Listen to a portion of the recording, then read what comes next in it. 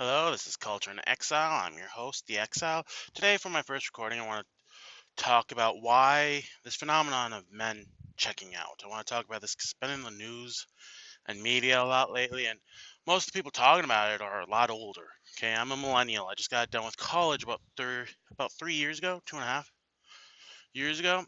So I have a lot more close up why millennial men and Gen X, the older Gen X that are already in college, are just checking out. Okay, first, we need to go back to elementary school because that's where a lot of this stuff starts. Okay, it starts with an elimination of all things boys are interested in. Okay, we have eliminated tag ball, we have eliminated tag, hide and seek, jungle gym, uh, monkey bars, basically everything that's competitive. We've eliminated all competition from schools. Why? Women don't like to be competitive, boys do. When you're in school, you can't shout. You're taught not to shout, which is a good thing, but it's gone to an extreme. Not to fight, not to. You sit there quietly and read a book. That's all you're supposed to do at school. And then listen patiently to the teacher and accept their word as law, as absolute divine truth.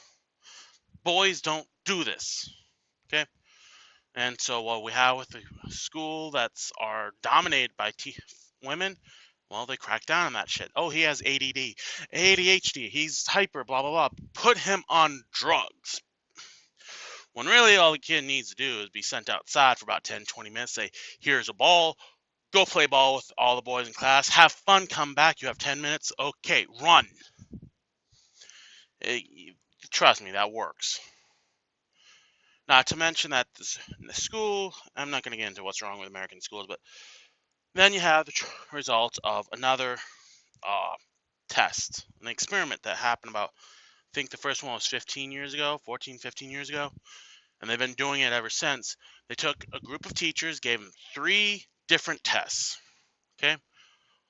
These tests on math, science, literature, and spelling, the core tenets of education, were all exactly the same. Okay, these tests were verbatim the same, except there was 3 differences. One group had no name on them. One group had a boy's name. One had a girl's name. So for instance, one test would have no name on it. The next test would be Marcus Tilden. Another would be Little Sari Moo. Yeah, obvious girls and boys' names. They weren't trying to trick anybody so far. Now the results were the ones with no name got graded within a point or two, typically, of where those tests should have been. So these teachers knew exactly what they were doing. Okay, they knew their job. Okay, this pool of teachers knew what they were doing. They knew their job. The problem comes in when you start looking at the boys and girls. The tests with girls' names on them were graded between 10 and 30% better than the average. The boys were graded 10 to 30% lower than the base paper. This means that a boy was on average graded 20% lower than a girl, which meant a boy's weak B, strong C got an A was for a girl. So needless to say, a boy had to work a lot more. That's in elementary school. We also found that boys, for the same offense, lose recess time and go to detention much more often than girls do. We see this all the time. Okay? They're getting punished. And boys need recess, okay? Boys need to get out there and run off their energy. So once they get out of elementary school, once they get out of college, get out of high school, get to college, well, they find the same grading average. And now, not only that, the girls now have 3 or 4 majors, the grievance studies.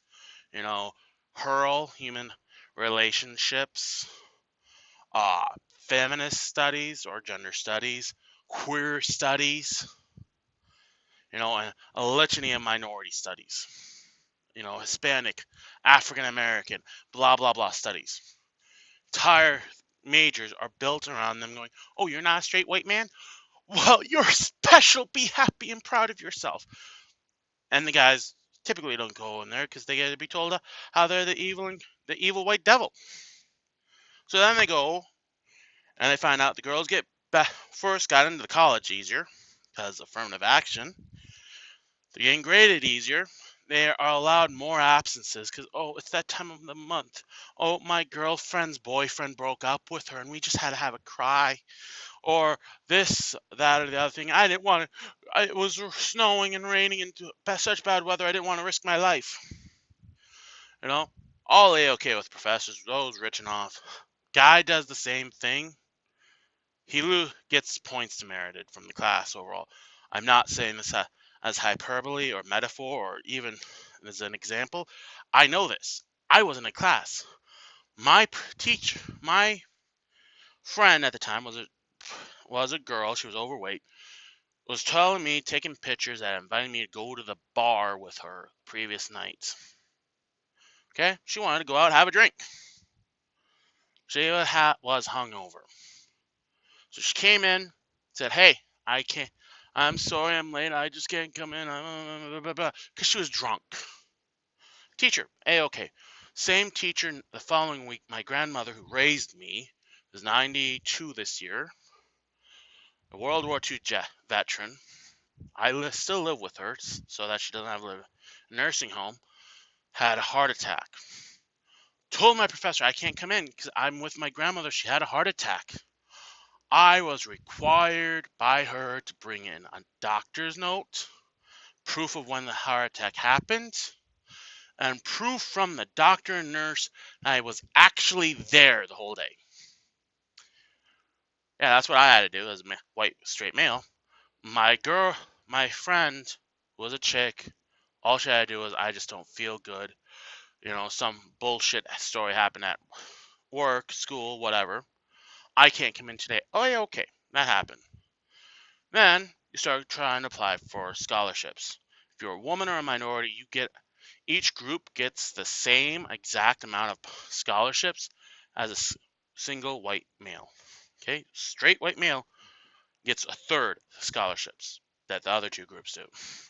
If you are a minority woman, and if you can lie and say you're queer or gay or homosexual, whatever term of the month you want to call yourself, you like women, good for you. Women look a lot better than men. Hey, I approve. Anyway, so I digress. You get access to over 3 times the scholarships that a single white man does. Furthermore, of those scholarships a white guy gets access to, can apply to, over half give preferential choice to a woman or a minority. So not only do you have to work, does a girl get to turn into what would be your C paper, there's an A. Not only do they get to go to majors that are purely set up for them, not only do they get easier lesser attendance, not only do they get more money, once you leave college, oh yeah, and if you're a white man, you have to take mandatory sexual harassment and don't rape classes or conferences, which basically will scare the ever-living fuck out of you. Because you realize that rape is what, and harassment is whatever a woman decides it is. Whatever they decide it is. If they feel it's harassment or rape, it is, and you have no recourse against it. So then you get out in the real world, and what do you find? You find your bosses are women, your female co-workers are getting paid better. They're, again, still indulged. They still have the strengths of sexual harassment. They still have the same treatment of absenteeism. And they still can go on television and say, I'm a poor woman. Help me pay this. And people literally going on Kickstarter going, oh, you want to talk about feminism? You want to talk about how you're in debt? Here's money. While guys have to sit there and watch Star Wars, Luke Skywalker, one of their heroes be turned into a blithering dolt, so that Rey looks better. May I get to watch Doctor Who, where the male doctor not only turns into a woman, which would be perfectly okay, but then basically bad talk herself in every white male. Great. And it's in Star Trek now. It's in comic books. It's entering into video games. Men are being shoved out of our own society. So we're kind of going, you know what? Fuck it. You don't want us? We don't want to be here. And so we're going, and of course, on top of all this craziness, is our personal experiences. Every guy I know has had at least one crazy girlfriend. Crazy girlfriend who damaged their car, destroyed their stuff, harassed them, raped them, abused them, whatnot. At least one. All of them have had this girlfriend. Or the girl that's dragged them along, taunted them along for years.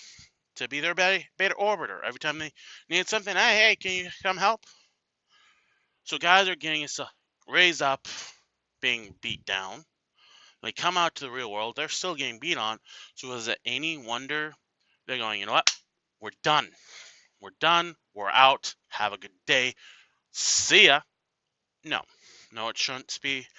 And that is exactly what's happening. When you treat an entire gender, a demographic, as if they're the white devil for the sins of their grandfathers and great grandfathers all the way back, by people that have absolutely no idea what happened during those time periods, then you end up with a group of people that are just checking out. And that is exactly what you're having with white men. So anyway, I'm the Exile. I hope that answers some questions. Have a good day.